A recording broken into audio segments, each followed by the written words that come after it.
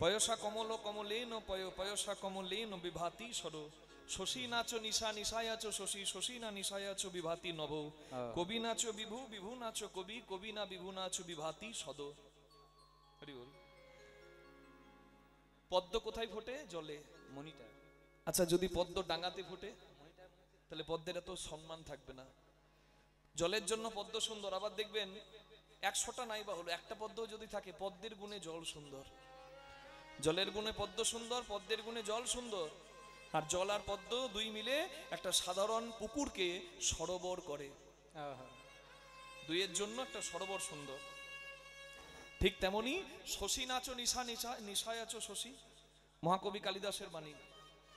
চাঁদ কখন ওঠে? রাত্রিবেলা না দিনের বেলা? রাত্রিবেলা। দিনে কি চাঁদ থাকে না? দিনেও চাঁদ থাকে, কিন্তু সূর্যের এত তেজ, চাঁদের প্রকাশ আমরা দেখতে পাই না। চাঁদ সুন্দর হয় অন্ধকারে, তাহলে অন্ধকারের জন্য চাঁদ সুন্দর। আবার পূর্ণিমার চাঁদ নাই বা হলো একটা প্রতিপদের চাঁদও যদি আকাশে উঠে থাকে, চাঁদের জন্য অন্ধকার সুন্দর। চাঁদের জন্য অন্ধকার সুন্দর, অন্ধকারের জন্য চাঁদ সুন্দর। আর চাঁদ আর অন্ধকার দুইজন মিলে একটা তারামণ্ডলকে সুন্দর করে, বিভাতি নভ। ঠিক তেমনি কবি নাচো বিভু বিভু নাচো কবি, কবি না বিভু নাচো বিভাতি সদ। সদ মানে হরিসভা, সভা। একটা সভা কখন সুন্দর হয়? বক্তা উত্তম শ্রোতা চঞ্চল হবে না? শ্রোতা উত্তম, বক্তা উত্তম নয়, তাহলেও হবে না। বিভু মানে, বিভু মানে ধনী। আপনার ধন আছে, আপনার অনেক কিছু আছে, কিন্তু সেই ধন সাধুগুরু বৈষ্ণবের সেবায় লাগে না, সেই ধন গৌর গোবিন্দের সেবায় লাগে না। সেই ধনের ধনী আপনি হলেন, কিন্তু প্রকৃত ধনী আপনি হতে পারলেন না। ধনী সেই যে ধনে মনে ধনী। আমরা পশ্চিমবঙ্গে লক্ষাধিক কীর্তন গায়ক আছি, কিন্তু এই রকম বৃন্দাবনের আয়োজন কজন করতে পারি বলুন না? কীর্তন করে বাড়ি গাড়ি তো অনেকেরই হয় গো, কিন্তু সাধুগুরু বৈষ্ণবের চরণধুলি কজনার বাড়িতে পড়ে? এইরকম বৃন্দাবনের আয়োজন কজনার বাড়িতে হয়? আমি যখন এখানে প্রথম এলাম, আমি তো প্রথমবার আসছি, এই বৃন্দাবনের শোভা দর্শন করে আমি নিজেকে ধন্য মনে করলাম।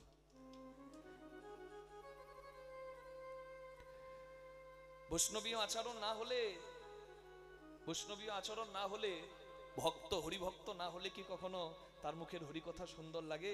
এমনি এমনি সারা বিশ্ব মোহিত হয়েছে এতদিন। হ্যাঁ, এই বয়সেও এই রকম আকর্ষণ আমার মনে হয় না আর কোনো অন্য কীর্তনিয়ার আছে। নিতাই গৌর হরি বল। আমি খুব ভুল বলছি নাকি? বাবার তো আমি বয়স জিজ্ঞাসা করেছিলাম, বলে বাবা অনেকদিন আগেই শুনেছিলাম নাকি 75 হয়ে গেছে প্রায়। চিন্তা করতে পারেন। হরি বল। আমার বাবার 65 বছর, তো 75 বছরের বাবা। এই বয়সে এত আকর্ষণ, এত মানুষের চাহিদা, আমার মনে হয় না অন্য কোনো কীর্তনীয় আর আজ পর্যন্ত ছিল। আমার জীবনকালে আমি দেখিনি, আমি বাবাকেই দেখলাম। আর তাকে দেখি, আর যত দেখি তত অবাক হয়ে যাই। কি জ্ঞানের পরিধি থাকলে এখনো মানুষ পিপাসু হয়ে থাকে, আঁচল পেতে থাকে, পাত্র পেতে থাকে কিছু পাবার জন্য। নিতাই গৌর হরি হরি বল। হরি বল। ধন্য তিনি, আর ধন্য আপনারা যারা তার আঙিনায় এসে এই অমৃত সাগরে একটু অমৃত খোঁজার চেষ্টা করছেন। হ্যাঁ, আর ধন্য আমরা, অধম আমরা, যারা এখানে এসে আপনাদের একটু চরণ সেবা করার সৌভাগ্য পেয়েছি। নিতাই গৌর প্রেমানন্দে হরি বল। বিভু মানে ধনে মনে যে ধনী, ভগবান দুহাত ভরে দিয়েছে। হরি বল। আর সেই ধনে আমার গৌর গোবিন্দের সেবা হচ্ছে, বৈষ্ণব সেবার আয়োজন হচ্ছে। আজকে বিভু আমার বাবা, যে আমাকে এই স্থানটা তুলে দিয়েছেন। আর কবি আমি, বক্তা আমি, আমার ভগবানের কথা আজকে আমি বলার সৌভাগ্য পেয়েছি। হরি বল। তাহলে বিভু হলেন সে যার ধনে এত সুন্দর আয়োজন হয়, আর কবি হলো সেই যার কথায় একটা হরিবাসর সুন্দর হয়। বক্তা এবং শ্রোতা উভয় যদি উত্তম না হয়, কখনো হরিবাসর ধন্য হয় না। নিতাই গৌর প্রেমানন্দে হরি বল। একই কীর্তনী আর কীর্তন সব স্থানে সমান হবে না, কারণ বলাবে কে? ভক্ত। আমাদের তো কোনো যাত্রাপালা মুখস্থ নয়। যেদিন গোবিন্দ কৃপা করে যেটুকু বলায়, সেদিন সেইটুকুই হয়। আমি করবো মনে করলে কিচ্ছু হবে না। হরি বল। তার মানে আপনারা কৃপা করে বলিয়ে নিলেই তবেই আমার বলা হবে। মা তাই আপনাদের চরণেই আমি প্রথমে প্রণামটা করলাম। নিতাই গৌর প্রেমানন্দে হরি বল।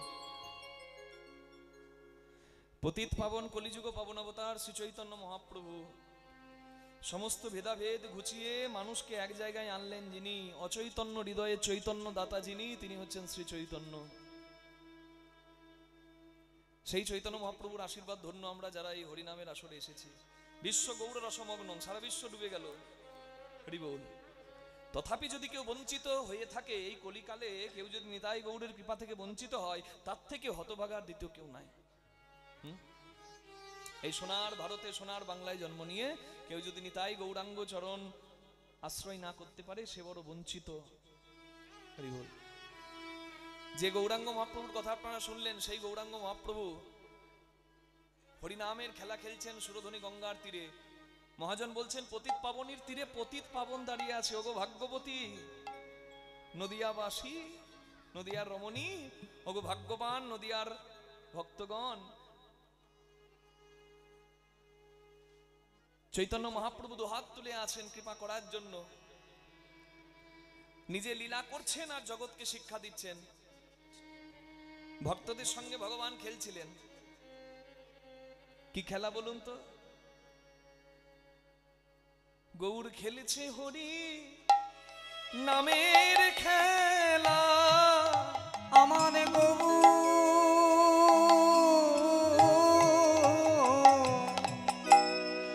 গৌর খেলেছে হরি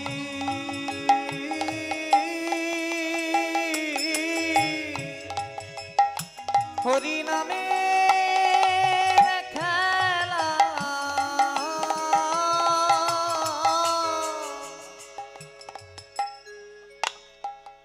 হরি নামের খেলা।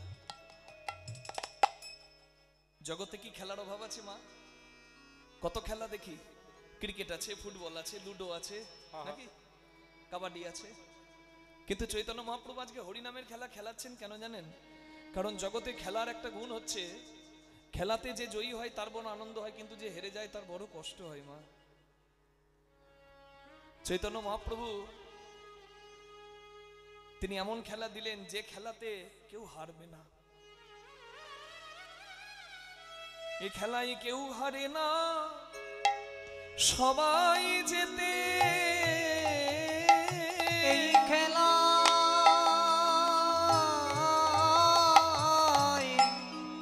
খেলায় কেউ হারে না, সবাই যেতে। যেজন হরি নামে হরি নামের খেলাতে মাতে, কেউ হারে না, সবাই জিতে। যেজন হরি নামে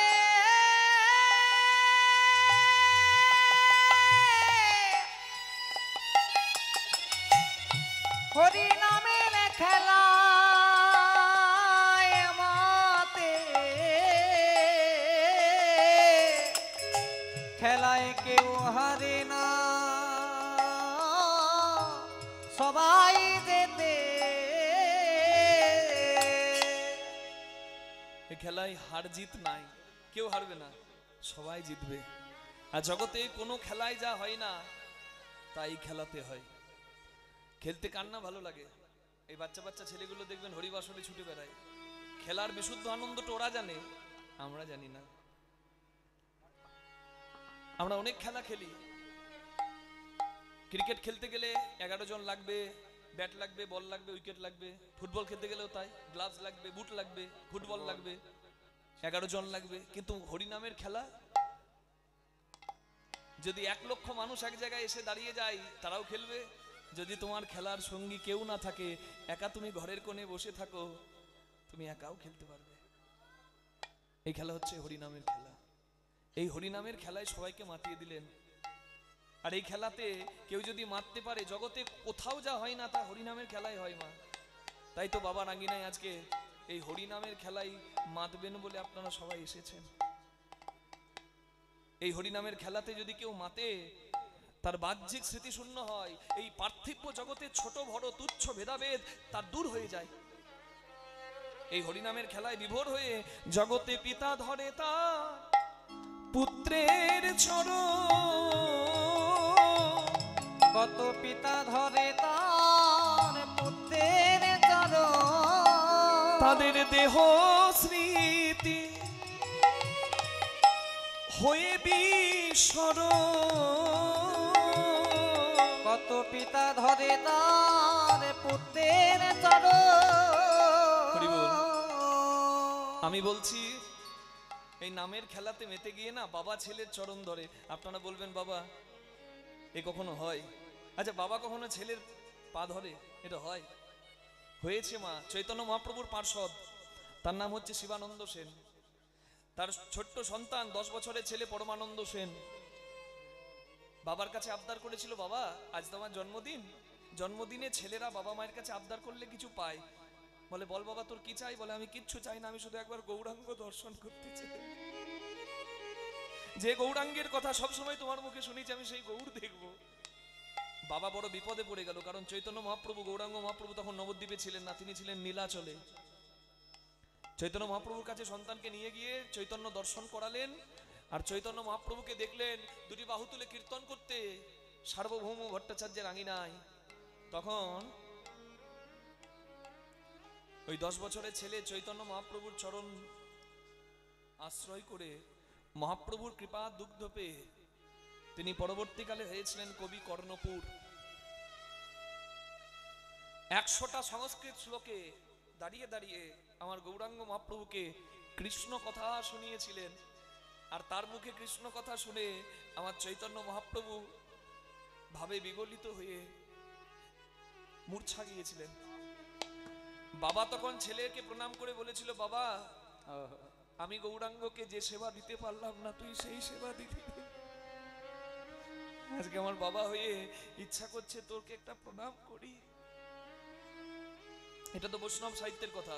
আচ্ছা, রামায়ণের কথা নিন। বাবার নাম তরণী, বাবার নাম বিভীষণ, সন্তানের নাম তরণী সেন। রামচন্দ্রের হাতে রাক্ষস কুলে সবাই উদ্ধার হয়ে যাচ্ছে। তরণী সেন জ্যাঠা রাবণের কাছে প্রণাম করে আশীর্বাদ নিয়ে রামের সঙ্গে যুদ্ধ করবে বলে মা সরমা দেবীর কাছে এসেছেন। মাকে প্রণাম করে বলছেন, মা গো, মায়ের আশীর্বাদ যদি ছেলের মাথায় থাকে, ছেলে নাকি সব কাজে জয়ী হয়, তুমি আমাকে আশীর্বাদ করো, আমি যেন রামচন্দ্রকে যুদ্ধে পরাস্ত করতে পারি। তরুণী ও কথা বলতে নাই বাবা, আমি তোকে বলছি রামচন্দ্র স্বরূপ, রামচন্দ্র স্বয়ং ভগবান, মর্যাদা পুরুষোত্তম।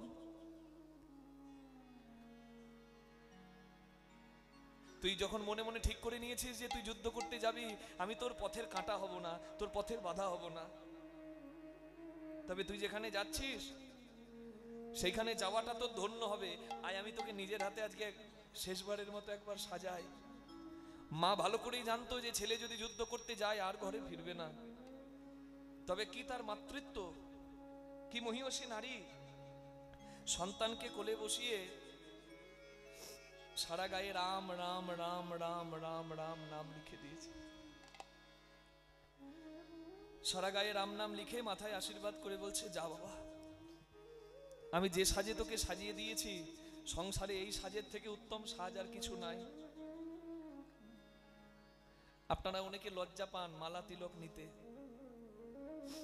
আমি কষ্ট দেব, দুঃখ দেব এমন কোনো কথা বলবো না, তবে শুধু এইটুকু জানিয়ে রাখি, আগেকার দিনে বিষ্ণুপ্রিয়া দেবী চুলে খোপা করতেন, চরণে আলতা পরতেন গৌরাঙ্গ মহাপ্রভু মানে স্বামীর ভালো লাগবে বলে। মা সতী ফুলের মালা দিয়ে শিবকে পরাতেন, খোপা চুল বাঁধতেন, আলতা পরতেন, সেটি কিন্তু শিবের আনন্দের জন্য, স্বামী সেবার জন্য। তাহলে স্বামী সেবার জন্য নারী শৃঙ্গার করে, সাজে। আর জগৎ স্বামী একজন আছে, তার নাম ভগবান। কিবা নর কিবা নারী, প্রত্যেকে তার জন্য সাজবে। সাজটা কি? সেই সাজটাই হচ্ছে এই কৃষ্ণ ভক্তের সাজ। নিতাই গৌর হরি বল। যদি আমার ভগবানকে খুশি করতে হয়, কৃষ্ণ ভক্তের সাজে সাজুন। রাধে।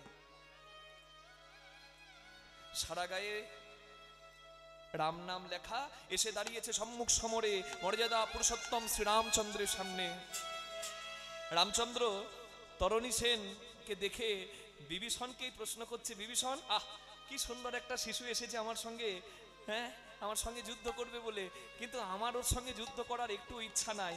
আমার দেখে মনে হচ্ছে ও নিশ্চয়ই আমার কোনো ভক্তের সন্তান, তুমি দেখো তো ওকে দেখে চিনতে পারো কিনা। বিভীষণ ভালো করেই জানতেন যে এসেছে সে তার নিজ পুত্র, কিন্তু কেমন বিভীষণের চরিত্র দেখুন। আজকালকার বাবারা শাক দিয়ে ছেলের মাছ ঢাকার মতো দোষ ঢাকে, কিন্তু তথাপি বিভীষণ নিজের সন্তানের থেকে নিজের কর্তব্য, নিজের ধর্মকে অনেক উচ্চ স্থানে রাখলেন। তথাপি বিভীষণকে আমরা বলি ঘরশত্রু বিভীষণ। বিভীষণ হচ্ছে বন্দনীয়। বিভীষণ ভালো করেই জানেন যে এসেছে সে তার নিজ পুত্র, কিন্তু তথাপি বিভীষণ বললেন, প্রভু তুমি ক্ষত্রিয়, তোমার ধর্ম যুদ্ধ করা, শত্রুপক্ষ থেকে যখন এসেছে তুমি আর কোনো বিচার না করে যুদ্ধ করে তাকে উদ্ধার করো। রামচন্দ্র যুদ্ধ করলেন, প্রবল পরাক্রমী তরুণী সেন, কিন্তু মর্যাদা পুরুষোত্তম শ্রীরামচন্দ্রের থেকে শ্রেয় নয়। রামচন্দ্র ব্রহ্মাস্ত্র নিক্ষেপ করলেন তরণী সেনের দিকে, আর ওই ব্রহ্মাস্ত্র এসে শিশু তরণী সেনের মস্তক ছেদন করে দিল। বাবা দাঁড়িয়ে দাঁড়িয়ে দেখলো সন্তানের মৃত্যু, কাটা মুন্ড গড়িয়ে গড়িয়ে শ্রীরামচন্দ্রের চরণে এলো, আর ওই কাটা মুন্ড মৃত্যুকালেও মাকে দেওয়া কথাটা মনে করে মরণকালে সেই মধুমাখা নাম করল, শ্রীরাম রাম রাম রাম রাম রাম, শ্রীরাম রাম রাম রাম রাম রাম, শ্রীরাম রাম রাম, শ্রীরাম রাম রাম। বিভীষণ তুমি আমাকে দিয়ে কি করালে? যে ছেলে মৃত্যুকালে আমার নাম করে কাঁদে, তুমি বললে সে নাকি শত্রু সন্তান। আমার বিশ্বাস, আমার দৃঢ় বিশ্বাস ও নিশ্চয়ই আমার কোনো ভক্তের সন্তান। তুমি ওর পরিচয়টা বলো, ও কে? জীবনের সবথেকে কষ্টের হচ্ছে সন্তান শোক। শ্রীবাসঙ্গনে হরিনাম আজও ধ্বনি হয়, ধ্বনিত হয়, এমনি এমনি সন্তানের মৃত্যু দেখেও হরিনাম বন্ধ করতে শ্রীবাস ঠাকুর দেয়নি। হরিনামকে ভালোবাসতে গেলে অনেক ত্যাগ স্বীকার করতে হয়। বিভীষণ এতক্ষণ পাথরের মতো হৃদয়টাকে করে রেখেছিল, সন্তানের মৃত্যু দেখলো, কিন্তু কাটামুন্ড শ্রীরামচন্দ্রের চরণে গেছে, আর মস্তকবিহীন নিথর দেহটা থরথর করে কাঁপতে কাঁপতে রক্তাক্ত দেহটা ধুলায় দূষরিত হয়ে যখন আস্তে আস্তে স্নিগ্ধ হয়ে গেল, শান্ত হয়ে গেল, বিভীষণ এক পা দুপা করে সন্তানের মৃতদেহটির কাছে গিয়ে সন্তানের চরণ দুটো নিজের মাথায় ঠেকিয়ে নিজের বুকে ধরে অঝোর দাদায় কাঁদতে লাগলো, তরণী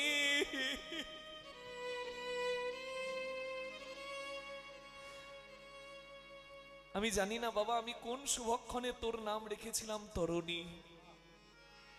তরণী মানে নৌকা, তুই সত্যি নৌকা রে, যে নৌকার কান্ডারি শ্রীরাম, যার নৌকার কান্ডারি স্বয়ং শ্রীরাম, তার এই দেহ নৌকাটা ধন্য রে বাবা। জন্ম নিয়ে সবাই তো যাবে, তবে আজকে দেখ না তোর যাওয়াটা ধন্য হলো। আমি তোর বাবা, এটা আমার পরম সৌভাগ্যের রে। আজকে আমি বাবা হয়ে তোর পা দুটো ধরে তোকে বলি বাবা, যে তরণীর কান্ডারি স্বয়ং শ্রীরাম, তোর সেই ভবপারের তরিতে, এই তোর নৌকাতে তোর এই হতভাগা পিতা কেউ একটু জায়গা দিস রে তরুণী রে,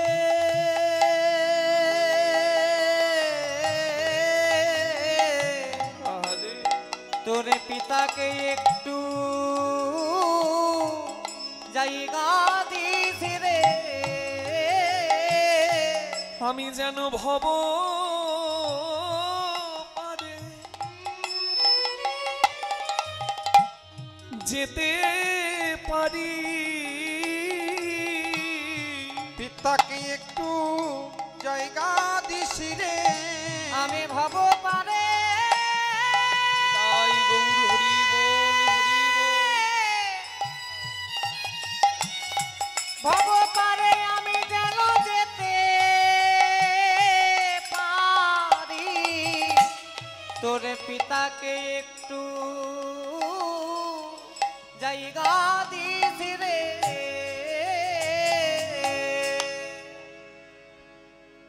বাবা হয়ে সন্তানকে প্রণাম করলো কেন? ভক্তির জগতে, নামের জগতে সন্তান এগিয়ে গেছে।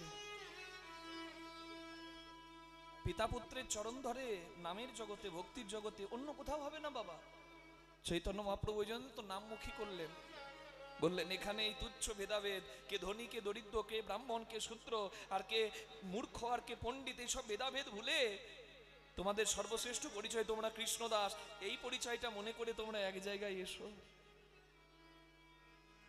তাই তো হরিনামের খেলা খেলছেন চৈতন্য মহাপ্রভু। খেলাটা একটু আলাদা। কি খেলা বলুন তো?